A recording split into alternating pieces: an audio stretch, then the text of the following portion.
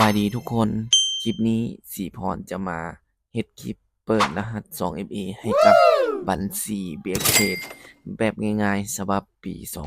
2025 ซึ่งจะมีขั้นตอนการเปิดแบบใดไปติดตามนำกันเลย ก่อนอื่นให้เราไปดาวน์โหลดแอป Authenticator ตัวนี้มาก่อนเนาะหลังจากดาวน์โหลดมาแล้ว ให้เข้าสู่ระบบ BXTrade ของตนเอง หลังจากเข้าสู่ระบบแล้วให้คลิกเข้าไปที่โปรไฟล์ แล้วเลื่อนลงมาด้านลุ่ม จะมีรหัส 2FA คลิกเปิดเลย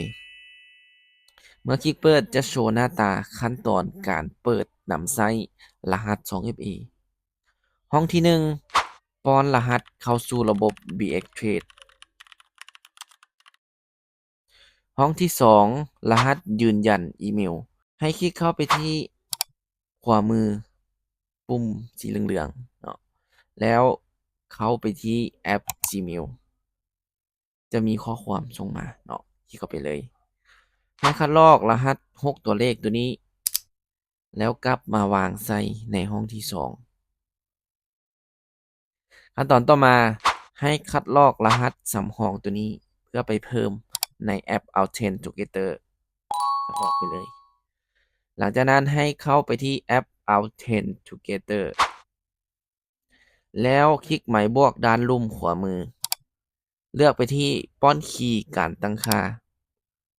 ห้องที่ 1 ชื่อบัญชีตัวนี้ใส่ตามใจ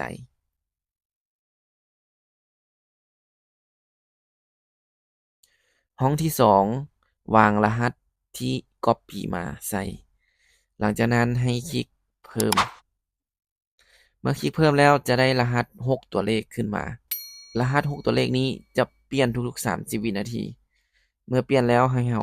คลิกคัดลอกไปเลย แล้วกลับมาที่หน้า BXTrade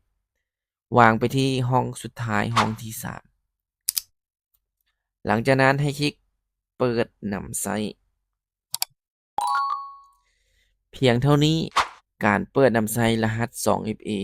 ให้กับบัญชี BXTrade ก็สำเร็จเป็นที่เรียบร้อย